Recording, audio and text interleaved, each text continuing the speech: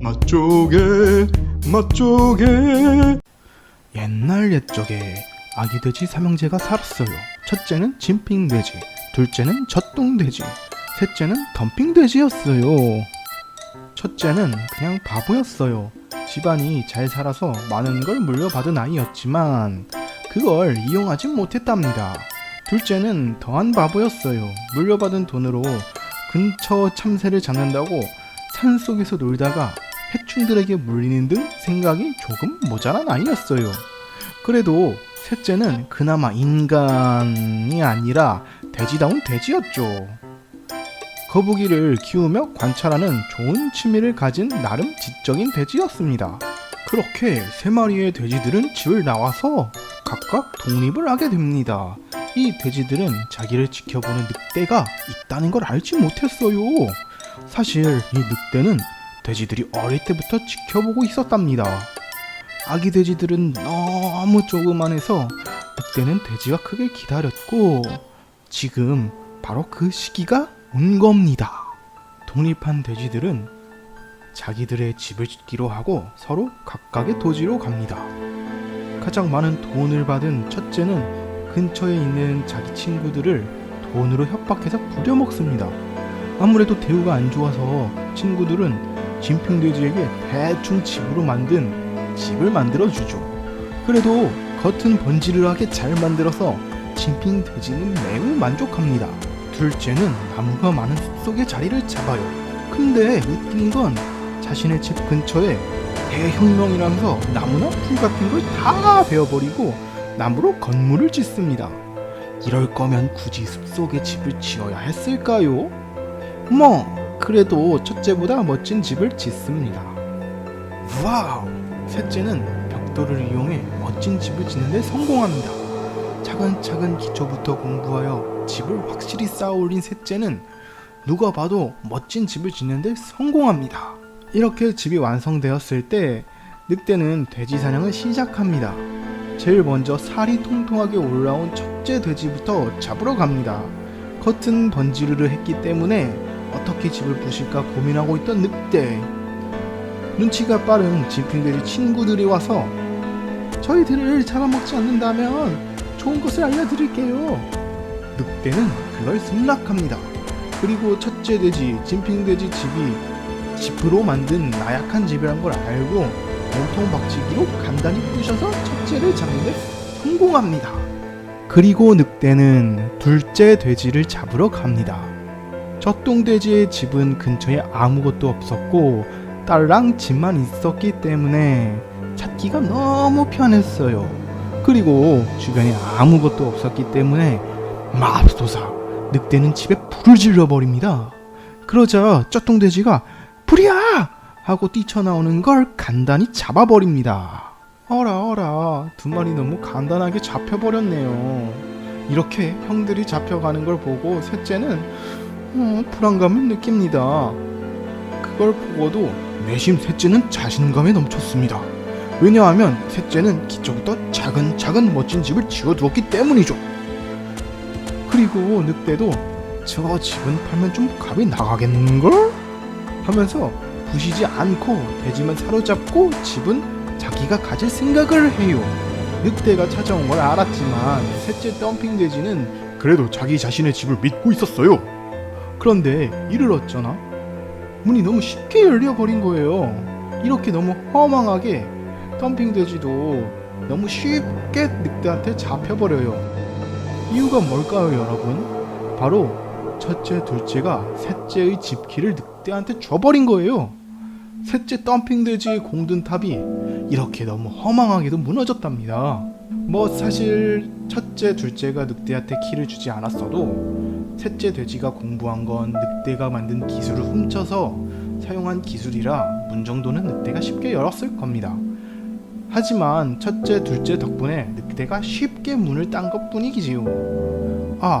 근데 첫째 돼지의 친구들은 어떻게 되었을까요? 한 마리는 늑대를 따라다니면서 늑대의 충신을 자처하고 다녔지만 늑대 몰래 남들을 괴롭히고 다녔다고 해요. 그걸 알게 된 늑대는 그 친구마저 잡아먹어버렸어요. 나머지 한 마리는 그냥 가만히 평소처럼 살았어요.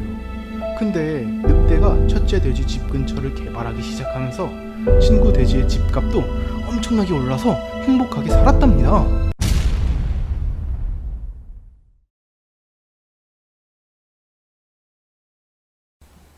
이야기를 들어주셔서 감사합니다. 다들 알다시피 중국과 미국의 이야기를 빗대어서 표현한 것입니다. 미국은 중국이 커지는 걸 지켜보고 있었고, 중국이 미국이 하려는 우주에 관한 사업 등에 손을 대거나 미국이 굳건히 지키고 있는 세계 패권에 도전을 하는 짓을 함으로써 미국이 참을 수 없는 선을 넘어버립니다. 그래서 지금 미국이 중국을 잡아먹으려고 하고 있죠. 중국에서 만든 괜찮은 플랫폼 사업, 기업을 인수하는 것을 시작으로 말입니다. 위 이야기에서 첫째 돼지 진핑 돼지는 시진핑입니다.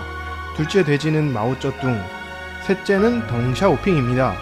시진핑은 현 중국의 최고 지도자이며 마오쩌둥은 초대 지도자, 덩샤오핑은 세 번째 지도자입니다. 마오쩌둥은 현 중국인 중화인민공화국을 건국한 중국의 위인이 되는 인물이지요. 하지만 문화 대혁명이라는 엄청난 미친 짓을 일으켜버립니다. 간단히 문화 대혁명을 설명하면 옛것을 모조리 숙청해라. 문화, 교육, 정치, 심지어 니들 부모까지도 라면서 오랜 역사를 가지고 있던 중국의 문화재 등이 이때 대부분 소실합니다.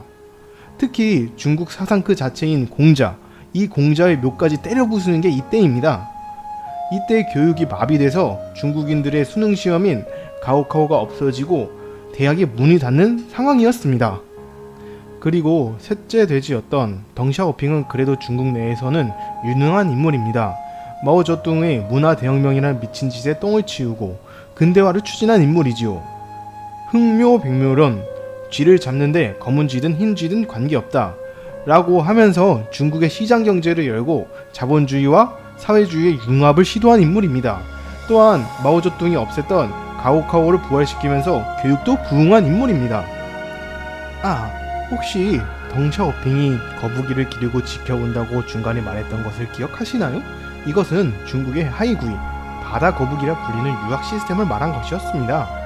중국인들은 미국, 유럽 등 세계 각지의 대학에 유학을 간 후 그곳에서 취업을 해 그곳의 기술을 배워와 중국의 기술 발전에 이바지하는 시스템을 말합니다.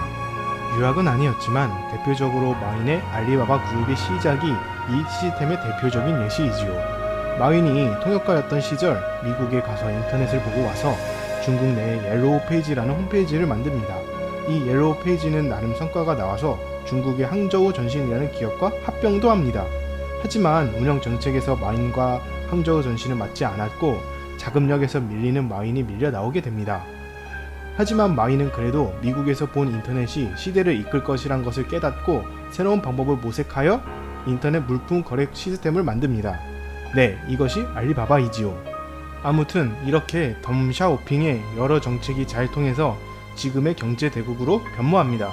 그런데 지금 중국의 최고 통치자인 시진핑은 아무것도 못하고 미국에게 여러 가지를 빼앗기고 있는 실정입니다. 지금 틱톡을 비롯한 여러 기업들이 미국에게 인수되려고 하는 모습을 보면 알 수 있죠. 그리고 첫째 돼지 진핑 돼지에게 괴롭힘을 당하다가 늑대에게 붙은 친구 돼지는 일본을 뜻합니다. 일본은 겉으로는 미국 만만세를 외치고 아베가 트럼프와 골프쇼를 하고 트럼프는 오냐 하고 지켜보고 있지만 일본은 뒤에서 중국을 지원하고 있었고 미국도 그것을 알고 있었습니다. 지금 미국이 일본을 눈에 띄게 공격하고 있지 않지만 어떻게 변할지는 모르는 상황입니다. 그러면 우리는 어떠한 상황일까요? 이 이야기에서는 언급하지 않았지만 우리나라는 중국몽이라면서 무너져 내리는 벽돌집을 응원하는 모습입니다. 지금 바꾸려고 하는 모습을 보이지만 이미 한 것이 많은 게 참으로 안타까운 현실이지요. 저는 한국이 괴롭힘을 당했지만 꾸준히 성실히 살아서 결국은 보답받은 돼지처럼 되었으면 좋겠습니다.